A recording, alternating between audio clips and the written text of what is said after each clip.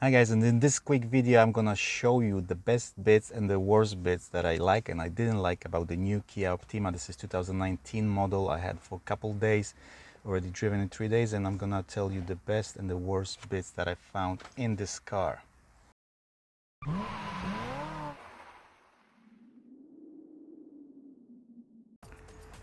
So number one is in general the design is really composed, but I really like the grille. I don't know, now everyone's getting bigger and bigger grille, and this is huge as well, but it is, at least it's flush with the headlights. And look at the design up close, it's really cool. This Maserati style teeth are really nice design, and that signature Kia, a bit narrower in the middle, really good.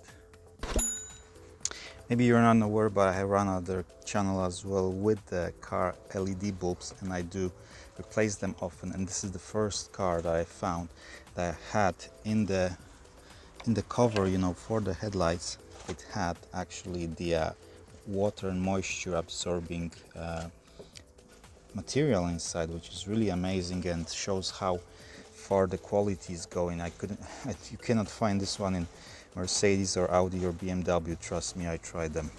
The boot is massive in this car and it's actually quite cool, very big. There is some hooks on the bottom, but actually there is no hooks for the bags, and I really like it always in the car to have some way of attaching the bag so all your grocery doesn't, end up being on all the boot floor.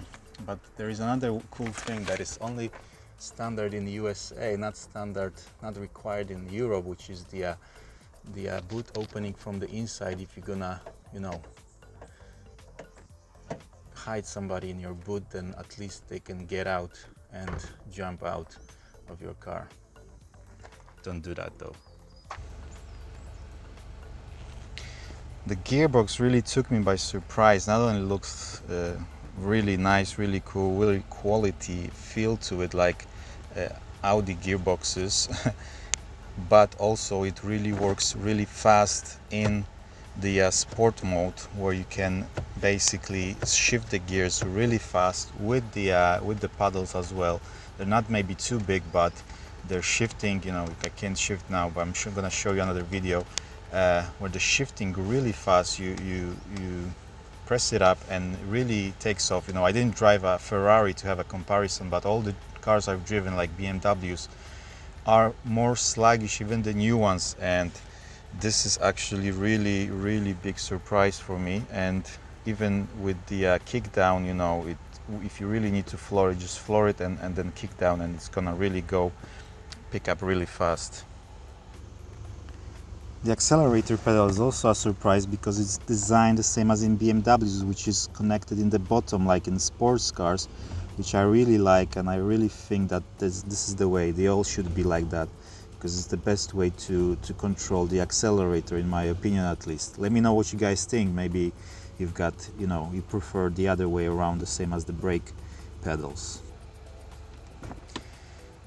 There is a really cool rear view camera. Sorry for the look, but the boot is open still, which is not my point. The point is the camera is good, quite good quality. You can see everything, you can really adjust the car, but there is no parking sensor, so it's a bit tricky. You have to still be very careful because the car is quite big, so you have to be careful when you're parking on the side, on the corners especially, because the camera doesn't have any sort of beeps. It just has the lines, that's it. It won't even beep if you're closing in. You have to look at the lines and decide for yourself when you have to stop.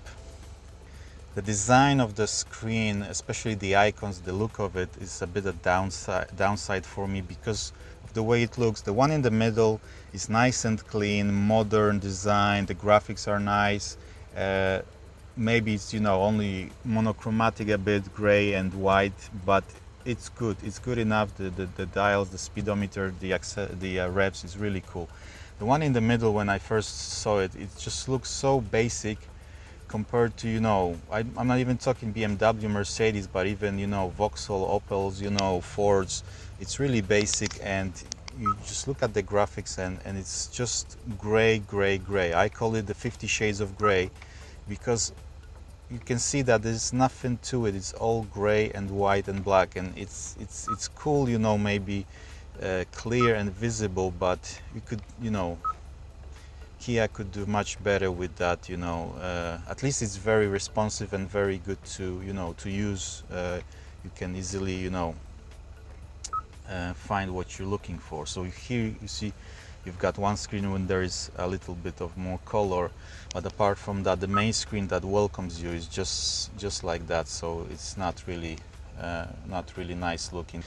The design of the steering wheel is simply beautiful, a piece of art. Maybe this plastic here is not cool that much, the touch, but the leather here, the glossy plastic here, these plastics are amazing. The buttons here are really good to touch, to you know, to use. Really nice. The hand is really in its place where it should be. You feel exactly like where it should be. You can grab it here where you have that bump. It's a really good design. The paddles are maybe a bit small, but at least they're not blocking the view or anything. I couldn't figure out these buttons here in the beginning because I was driving at night. This button basically cancels the cruise control. So on this side you've got the controls for, as you can see on the screen, the thingy, and then also you've got like pages, which is okay, and then you can go back down if there is any option like that.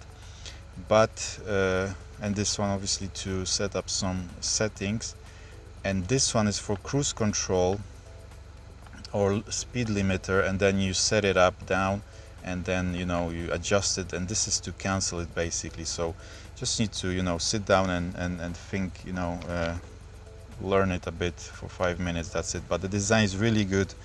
Resembles many modern cars now, but has that Kia touch, I would say, that you can't say that it's copied from somebody. It's just really good. Mercedes has this little knobs now in the new design, but to be honest, you know, I really love it. I think it's really modern and really, really good.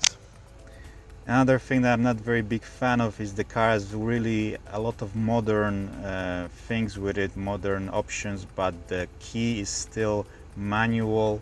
All the cars from the, you know, compact and premium and medium class already have stop start button, usually near the gearbox. This one still has a key, but it's okay, you know, it's not a big thing.